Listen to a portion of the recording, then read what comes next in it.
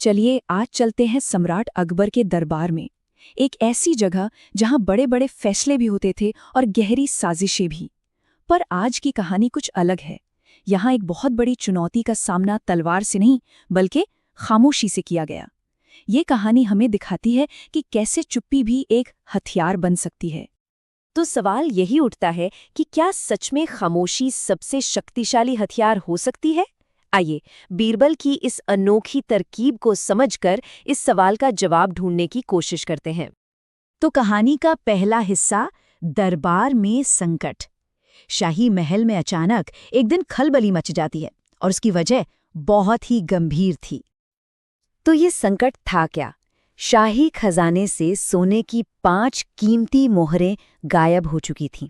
अब देखिए, ये सिर्फ एक मामूली चोरी नहीं थी, ये तो सम्राट अकबर के अधिकार पर एक सीधा हमला था। और सम्राट अकबर का गुस्सा तो 7वें आसमान पर था। उनका आदेश बिल्कुल साफ था, मुझे सच चाहिए और वो भी अभी। पूरे दरबार पर अब सच को सामने लाने का जबरदस्त दबाव था। अब आता है कहानी का दूसरा हिस्सा, बीरबल का अनोखा तरीका। सबकी नजरें बीरबल पर टिकी थीं, लेकिन उन्होंने जो रास्ता चुना वो किसी ने सपने में भी नहीं सोचा था। सोचिए, सम्राट के इतने बड़े हुक्म के जवाब में बीरबल पूरी तरह से चुप रहते हैं। उनकी ये खामोशी पूरे दरबार को हैरान कर देती है। मंत्रियों के बीच कानाफूसी शुरू हो जाती है कि भाई बीरबल आखिर चुप क्यों है। देखिए, दरबार तो उम्मीद कर रहा था कि अब शोर शराबा होगा, एक दूसरे पर इल्जाम लगेंगे, लेकिन बीरबल ने चुना खामोशी और अवलोकन का रास्ता। जहां सब तुरंत कार्रवाई चाहते थे, वहीं बीरबल ने सोची समझी शांति को चुना, और यहीं से उनकी मनोवैज्ञानिक रणनीति की शुरुआत हुई। और अब कहानी का तीसरा और सबसे दिलचस्प हिस्सा, मनोवैज्ञानिक जाल। देखिए, बीरबल की ये चुप्पी कोई कमजोरी नहीं थी, ये एक बहुत ही सोचा समझा जाल था जो चोर को फंसाने के लिए बिछाया जा रहा था। तो बीरबल की स्ट्रैटेजी थी क्या? सबसे पहले तो उन्होंने अपनी चुप्पी से चोर के मन में घबराहट को बढ़ने दिया। फिर उन्होंने एक परीक्षा रखी, ये दावा करते हुए कि वो सिक्कों से चोर की पहचान कर सकते हैं। और आखिर में बस इंतजार करना, क्योंकि उन्हें पता था कि दबाव में आकर चोर खुद ही कोई न कोई गलती जरूर करेगा। दरबार में एकदम गहरा सन्नाटा छा गया, इतना कि लोगों को अपनी धड़कनें तक सुनाई देने लगीं। हर मंत्री के चेहरे पर घबराहट थी, और यही मनोवैज्ञानिक दबाव असली चोर को गलती करने पर मजबूर कर रहा था। और फिर ठीक वही हुआ जिसका बीरबल को इंतजार था। एक मंत्री इस असहनीय दबाव को और नहीं झेल सका और बोल पड़ा।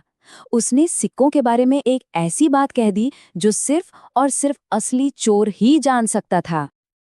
और बस यही वो एक सवाल था जिसने सारा खेल पलट दिया। आखिर उसे ये कैसे पता चला? बीरबल का बिछाया हुआ जाल अब पूरी तरह कस चुका था। जैसे ही अकबर ने उस मंत्री से सवाल किया, वो बुरी तरह कांपने लगा। जब तलाशी ली गई तो उसके पास से चोरी हुई सोने की मोहरें भी मिल गईं।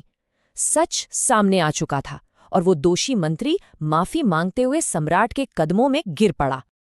तो अब आते हैं कहानी के आखिरी हिस्से पर, खामोशी की ताकत। बीरबल के इस जीत से हमें क्या सीख मिलती है? ये सिर्फ एक कहानी नहीं बल्कि स्ट्रैटेजी का एक शानदार सबक है।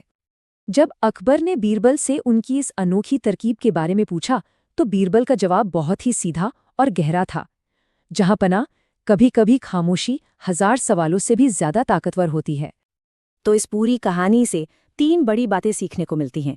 पहली, कि सबसे जोरदार प्रतिक्रिया हमेशा सबसे असरदार हो, ये जरूरी नहीं। दूसरी, बारीकी से अवलोकन करने पर वो सच भी सामने आ सकता है जो सीधी पूछताछ से छिपा रह जाता है। और तीसरी, धैर्य एक ऐसा मनोवैज्ञानिक दबाव बनाता है जो सच्चाई को सतह पर लाने पर मजबूर कर ही देता है। तो अंत में ये सवाल हमारे लिए ये है कि क्या हम अपनी जिंदगी की मुश्किलों का हल शोर शराबे में ढूंढते हैं या फिर बीरबल की तरह शांति और अवलोकन में? इस पर जरूर सोचिएगा।